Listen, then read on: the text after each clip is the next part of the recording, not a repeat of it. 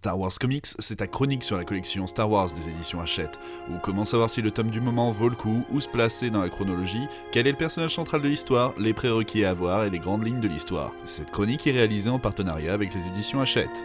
Nombreux sont les êtres à avoir sombré du côté obscur, toujours plein de haine, de violence et de rage. Mais il y a bien pire, ceux à la colère si froide, discrète et pourtant si efficace. C'est le portrait du funeste Darth Maul et de son asservissement total à son maître, Dark Sidious. Mais laisse-moi te conter l'une de ces histoires. Dans l'histoire qui nous intéresse aujourd'hui, Dark Maul se voit chargé de démanteler seul le Soleil Noir, un syndicat du crime dont l'emprise sur la galaxie pourrait s'avérer un frein au projet de conquête de son maître Dark Sidious. Pour parvenir à ses fins, il doit infiltrer la puissante organisation et en éliminer les dirigeants, un à un, jusqu'à leur chef suprême. Cette mission très difficile, même pour un Sith, exige de l'exécuteur qu'il échappe à la détection des Jedi et qu'il lamine toute opposition possible au projet de son maître, le tout dans un tourbillon de violence. Soyons clairs, cette histoire de Dark Maul ne marquera pas plus les esprits que cela, et cela à cause de son scénario des plus simplistes. Dark Maul doit éliminer tous les membres du Soleil Noir. Du coup, on ne se concentre que sur les affrontements du Sith, qui n'est qu'une vulgaire machine à tuer. Ne vous attendez à aucune réflexion dans l'intrigue.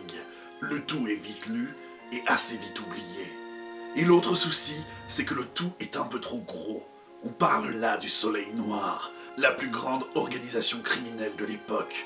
Du coup, voir un être même aussi puissant que l'apprenti du futur empereur faire face à une telle puissance sans rencontrer de vraies difficultés, voire sans même transpirer, paraît un peu exagéré. En plus, on ne voit jamais Maul préparer ses attaques, mais juste les conséquences de ces dernières.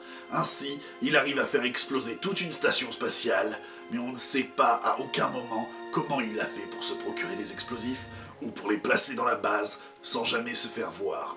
Au moins, cette débauche d'action et de violence permet de mettre en avant que, peu importe l'époque, la criminalité a toujours été importante à travers la galaxie. Côté dessin, on retrouve une Jan Dersema en pleine forme, avec ses caractéristiques propres, un trait net, des créatures diverses, des scènes de combat lisibles et efficaces.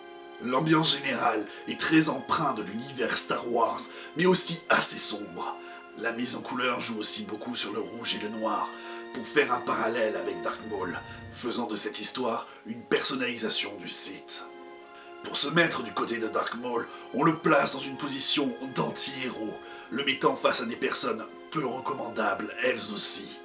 L'un des traits qui caractérise Dark Maul est le fait qu'on ne sache pas grand-chose de lui.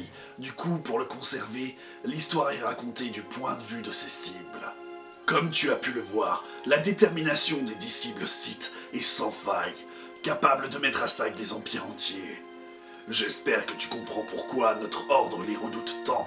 N'oublie jamais que le premier pas pour corriger une erreur est la patience. Et d'ici là, que la force soit avec toi.